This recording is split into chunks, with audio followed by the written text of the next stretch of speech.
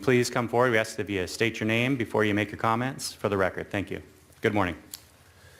Good morning. My name is Gonzalo Santos. I teach at Cal State Bakersfield. I brought you today a package of 16 graphs accompanied by 9 fact-based arguments that I submit to you are compelling reasons for why you should declare your support, not opposition, but support for SB 54, the California Values Act, sponsored by Senate Pro Tem Kevin De Leon. And while you're at it, I encourage you to pronounce yourself in favor of the recently submitted U.S. Senate Agricultural Worker Program Act, sponsored by our 2 senators, Dianne Feinstein and Kamala Harris. I am respectfully asking you to reject, or at least table, your resolution made by staff until you hold open hearings. As your resolution is divorced from the empirical realities of your own county and the entire state of California, let alone the wishes of the majority of your constituents, and I'm referring specifically here to the Latino, Asian, and African American majority of this county, which you historically have ignored repeatedly.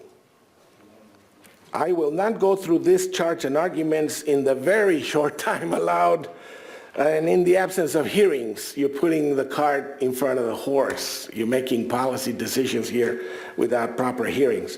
But as a sociologist that actually teaches at 10 o'clock this morning the sociology of immigration, and that's why I'm rushing here, it is my opinion that you are, like your own sheriff, going against the tremendous progress we have achieved in the past 20 years here in California, if not in the nation, unfortunately, on addressing the topic of inclusion and integration of our resident immigrant communities. SB 54 takes it one step forward to extend protection to these communities in the face of current harsh enforcement of broken immigration laws at the federal level, which are being taken up again by the new administration. Not that the past one didn't do it, it also did that. Some say, if you don't like such laws, work to change them. Well, the problem is we've been at it for 2 decades trying to change them. And the same people who say this thing of go and change the law tend to be the same people who obstruct changing the law for the better. And so it's time to question their motivation, including those in this board.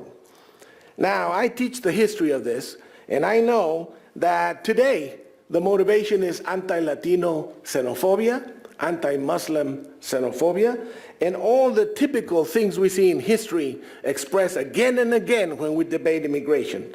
The history of ugly restrictionism, virulent nativism, racist exclusionary policies, and draconian deportation campaigns is a history of ethnic antagonism towards the new Americans that keep coming to our shores.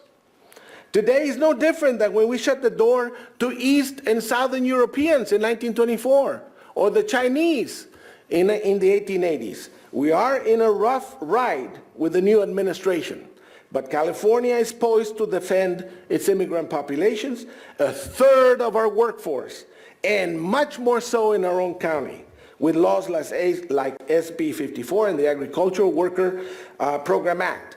You are not in Texas, which is marching backward. You are in California, which has been moving forward.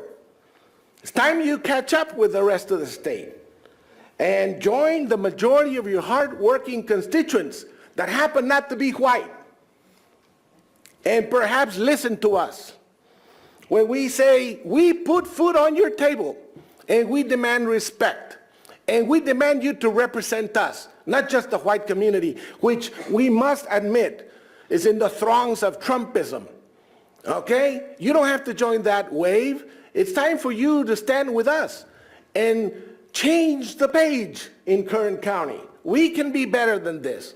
So I will finish by saying, please reject the politics of xenophobia, which is what drives this whole thing, and join the rest of us in California, which are moving forward whether you like it or not. Thank you.